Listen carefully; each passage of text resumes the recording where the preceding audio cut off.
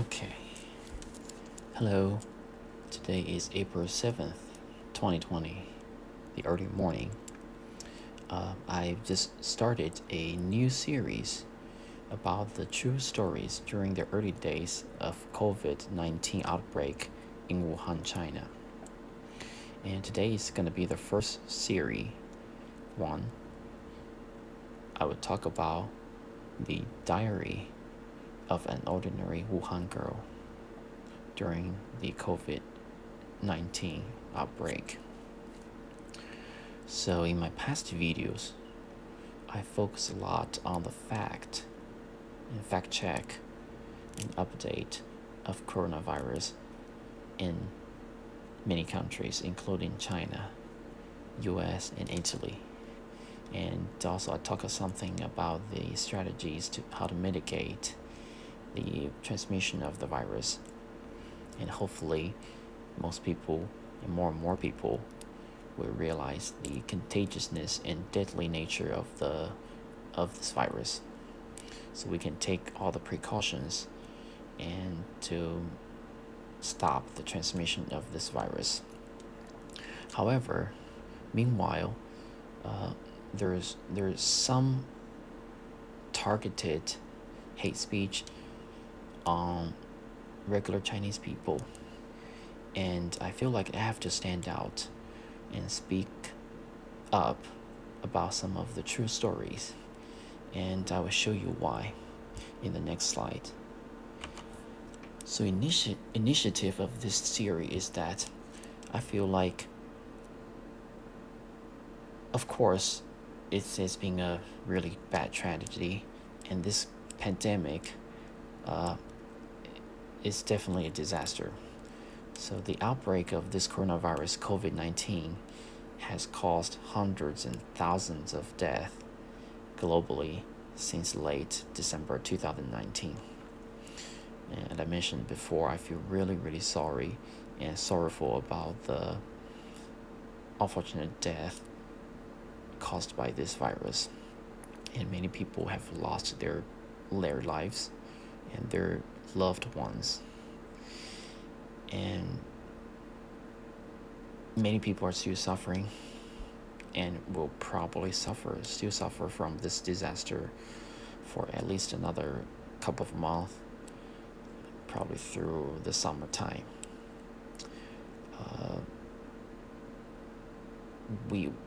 I understand all of the world, every single nation and government, they're trying really hard try to stop this disease, and you gotta find someone to blame.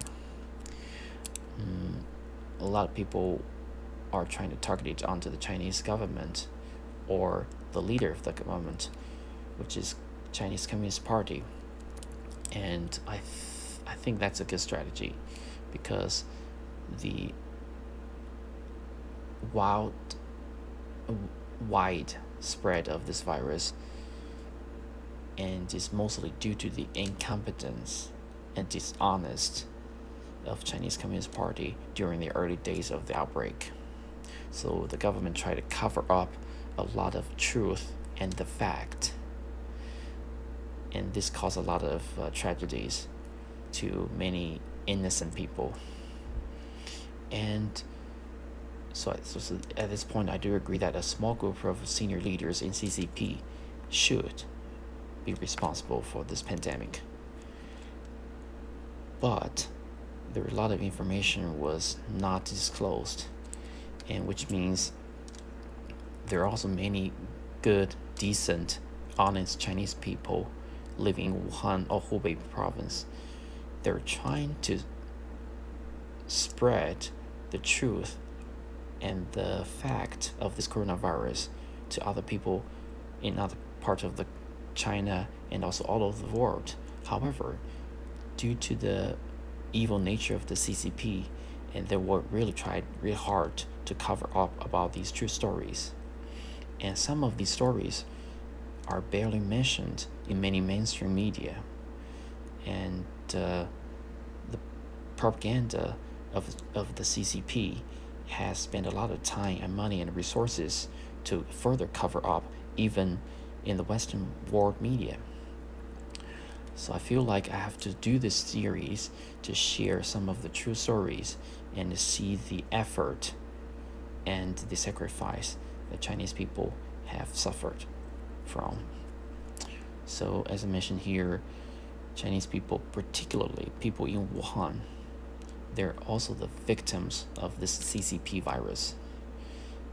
And they, in my humble opinion, they should not be blamed for spreading this virus. The CCP, the Chinese government, should be responsible for this disease. So it is very sad. And when I reviewed this diary from an ordinary Wuhan girl in February, I feel really sad to watch that of the news. And even in China, after people share or leaked this information, the government was trying really hard to cover up this truth. They even slander the girl or the whistleblower a liar, say all this information is not true. But I'm gonna share most part of the diary, and you will see that these words cannot be faked because they're so sincere, and they're using ordinary words, sentences to record the truth and the fact happened during the early days of this pandemic. Let's see what's going on there. So I think the girl, she started the blog from about the coronavirus on January 21st. That was when many cases have been reported in Wuhan. I should mention that the girl lives in Wuhan, city of Wuhan, which is the epicenter or the first discovery of this coronavirus. And on January 21st, unfortunately, she found out that her mom had a fever. And because of the sensitivity at that time, she was afraid that it could be coronavirus. And she started to buy face masks from different resources because there was very limited supply at that time. Many people couldn't get it. And 2 days later, on January 23rd, the Wuhan city was locked down. And she mentioned in her blog that she felt very scared. She was wondering who can come to save them because her mom feel really uncomfortable and feel really sick now. And you can see the timeline all matches. I will go through the date and also what she talks about. You will see it is real. It cannot be faked. So on the same day, she tried to call for help from doctors, from hospitals. However, because of their many patients, it's really hard. And also at that time, there's a lack of testing kit. So, and also lack of medicines because nobody knows what could be the cure for this disease, for this virus. And the first few medicines they have tried was the Tamiflu, which was known to have some effect on flu-like symptoms. And you will see that, and I forgot to mention that even in the early days, like in early February, a lot of doctors in Wuhan, after many trials, unfortunately, with the sacrifice of many patients' life, they had already realized the chloroquine is an effective cure, possibly, to this coronavirus. However, the Chinese government, the CCP, tried really hard to cover up this truth and didn't let other part of the country and even all of the world know the truth about this medicine or the effectiveness. Of course, it's not 100%, but it sure have some effect. But the Chinese government trying to slow down the spreading of this good news and cover up the true effectiveness. That's really sad. But a lot of doctors, nurses, patients, they're trying to tell this news. If you watch the website I recommended to you earlier, gnews.org, you will find that in early February, many people already mentioned about that on that website. It just probably because whatever the reasons, many medical experts or politicians here didn't realize the existence of that. So that was unfortunate. We should have done a better job spreading the truth. But that's probably the reason I'm doing that right now, to share what's going on at that time. So anyway, at that time there was no cure and there is not enough testing kit. So I also mentioned that on January 24th, the patients can only be hospitalized only when their test is positive. But if you're not tested, you cannot be hospitalized. And I also have the website here. Of course, I know it's Chinese, but you can use Google Translate to verify my information. I try my best to translate it. I know my translation is not perfect, but like I said before, don't 100% trust what I said, but verify. Everybody can Google it online and see if this is true. So on the January 24th, she's posted a few blogs talk about how her dad and she tried to send her mom to hospital, and her dad looks really old and tired because she also feel a little bit sick in her throat and some low fever too, and everybody was panicking at that time. It's really sad and scary. So another thing is, I watch these news, I can exactly feel what she feels at that time, because on January 25th she mentioned that her mom for some reason replied her email late, or reply her message late, and she tried to call her dad and he didn't pick up the phone. You can imagine that if your parents, your family members are in hospital, you try to call them, they didn't reply. So what's your feeling? She said she almost totally mentally collapsed at that time because she didn't know what's going on. Her dad was accompanying her mom in the hospital, but she has no clue what's going on. And the next day, she said when she woke up, she already prepared for the worst, but hoped for the best. This is one of the terms I used before in my video, is we need to do that too. We need to hope for the best results of a good cure, a good vaccine for this disease, but we also need to be well prepared. Just like this coronavirus may be a final examinations. We must be prepared. We must learn from the past what we learned before and apply in this exam. We have to be very, very well prepared. Okay, and she spent a few blogs trying to explain what's going on. She called the doctor, nurses, the hospital. Can they transfer her mom to a better hospital? But at that time, they don't know.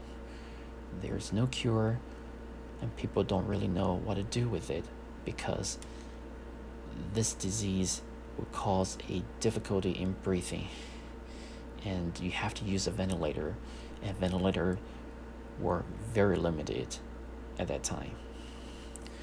And she also mentioned the fact at that time there's so many people just like her mom.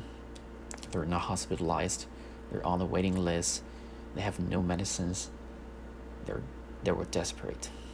And at that time the death numbers already started to increase. She's also begging or praying that please stop people from dying of this disease.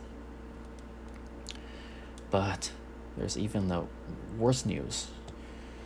The very next day, January 27th, her dad was also confirmed positive after doing a CAT scan. He had a infection in both of his lungs. And the next day, unfortunately, her mom passed away, which is only 1 week after her test was positive. So you can see that at that time, without effective medicine, it's really tough for the patients. A lot of them cannot survive for longer than a week without the support of medicine and a ventilator. So the next day, her dad was doing another CAT scan to confirm again. And she said she was waiting, and also sitting next to the road side. That was her most humble and most modest period of time ever. She feel really painful, but she feel like she had to stand out to protect her dad. She was very brave. So I skip a few messages and diaries. If you go to the blog, you will be able to find the full stories. I just chose some most important ones to talk about here, to basically give you an overview about the timeline. So the last day of January, she also lost her confidence because the situation in Wuhan was really bad. The government took the most stringent quarantine rules. However, it's really bad because they banned all the public transportations, and almost all the grocery stores are sold out of food, medical supplies, and everything. If people don't have their personal car or vehicle, and if they have some pre-existing conditions or some incident happened, how could they get to the hospital? How could they get help? And I think irresponsible enforced quarantine is bad, because you're basically neglect all the necessary needs from ordinary people. So, but that's the incompetence part of the CCP. They don't really care. They're extremely cold-blooded. So the ordinary people's life probably means very little to them, particularly the senior leaders in the party. So she mentioned that she cried a lot of times before, but now she didn't feel like crying. Maybe she cried too much, but she just feel really, really sad, really, really, really disappointed about the reality, about everything. She really wanted and sincerely hoped that everything can be gone, so she can remove her covering and just cry. Forget about everything. Just cry. So she also trying to pray to the God to save them, save her dad, save many other people, and beg for the mercy of God. She really, you can see that she really, from the words, you can see that she was really desperate. I can imagine that, definitely.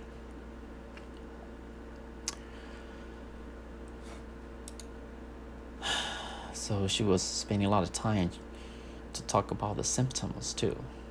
So one of the major symptoms everybody all know now is you will have your oxygen in the blood will drop significantly. Oh, by the way, if you can, go buy a oxygen meter, like you can measure on your fingertip. So if it's below 95%, then you might be in danger. You may want to search for professional medical care. So I don't know, there might be a shortage of supply, but just check around, see if you can find it, or share it with your friends or family members if you show symptoms. But she also mentioned at that time it's really difficult to be hospitalized because there are just too many people are infected, and a lot of people are on the waiting list. Sounds kind of like exactly the same as what we're experiencing in New York City, maybe. That's on 2nd of February, which is about a month away from the outbreak. So finally, after she begging many people for help, her dad was finally hospitalized. And she mentioned a very detailed thing. You can't fake details. She mentioned that the 2nd of February was a little rainy, just like January 24th, when her dad sent her mom to the hospital. But at that time, it was so rainy that she didn't have a chance to take a closer look at her mom. She probably feel really regretful of that. She must miss her mom a lot. So her dad also mentioned that just go away, stay away from me, because I could pass this virus to you. Don't see me. So the next day, unfortunately, the girl also may be sick. She has some problem with her throat, and she drank a lot of water, but still didn't help. And the next day, she talked about in her dreams, she met her mom, and pretty sad. On February 5th, she started to have a fever symptom, and her dad is also in a critical condition. She had to go there, sign some document, and basically means the oxygen level in her dad's blood is below 90%.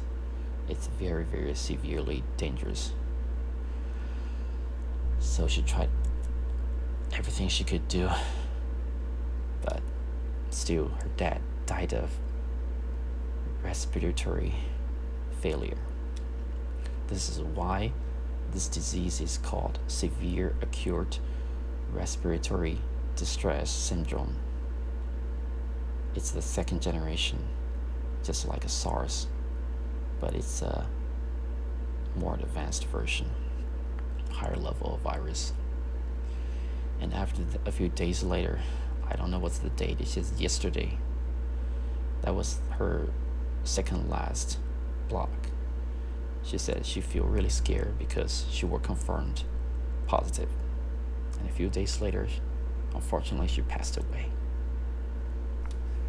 So that's the end of the diary. So pretty sad and pretty sorrowful stories. And like I said, the CCP trying to slander her, say all of these are fake. You can't fake these details. The words, the pictures, I can't fully imagine what happened in the early days. And it's just one family. Thousands, tens of thousands families have went through exactly the same thing. And just like what people are experiencing in US and all over the world. So I don't know what to say. Again, if we have to blame someone, the first word I came into my mind is CCP, because their incompetence, their non-transparency, their dishonesty is completely causing this pandemic. Because if they have took effective treatment and also be transparent with the whole world. This virus could have been cured, could have been stopped a month ago, 2 months ago. But anyway, to summarize, I just want to share the stories. I don't think it's the perfect time to blame anyone or talk about the punishment yet. But we want to learn from this thing is we need to focus. We still need to learn from all these stories and remember those victims and the precious experience and knowledge they have passed to us with the sacrifice of their valuable lives, actually invaluable lives. So we have to memorize them, stay strong, stay close, work together, and fight against this evil coronavirus. We're going to win this battle with everybody working together closely and do our best. I don't want to talk about the strategies or anything again and again, but just remember 2 sentences. Don't get the virus. Don't pass the virus to others. Please be responsible and be careful. Let's use all our means and precautions to avoid getting the virus and helping others as well. So it's a pretty, I don't know, it's not feeling well. Yeah, but that's life. Like I said, there's always a positive side. People need to stay strong, and we can, I'm pretty sure we can win this battle, and someone will have to pay or be responsible for this pandemic, and it won't be too long. Okay, so at the end of this video, I will share another song. No, I should have shared a Chinese song a while ago, which I'm going to do that today. And it's a song talk about, it's the singer is trying to yell about the truth and the life in China. And probably a lot of people will have sympathies or resonance from this song. Talk about the, not everybody, but some of the tragedies could happen in China due to the incompetence and evilness of the CCP. So let's hope everything will get better, and I promise the second series will not be this sad. I need to get a drink. This is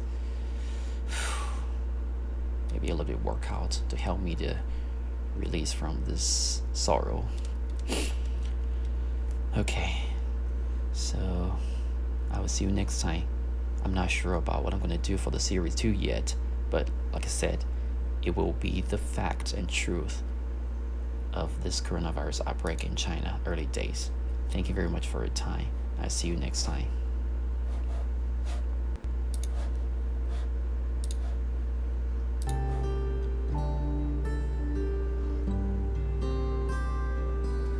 也许争不过天与地，也许低下头会哭泣，也许6月雪要飞进心里，会有玻璃墙出不去，一生与苦难做邻居，伟大时光已夺走你什么？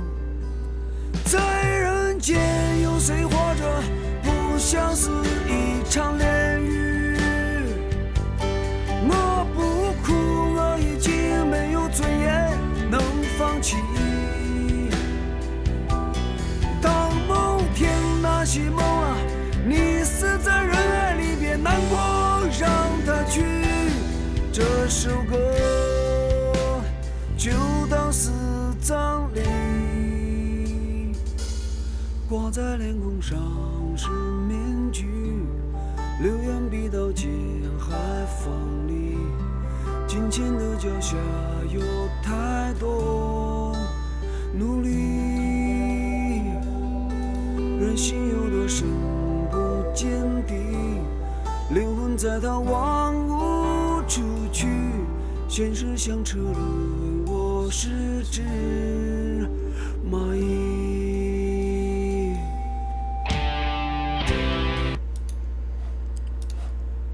Okay, have a good night.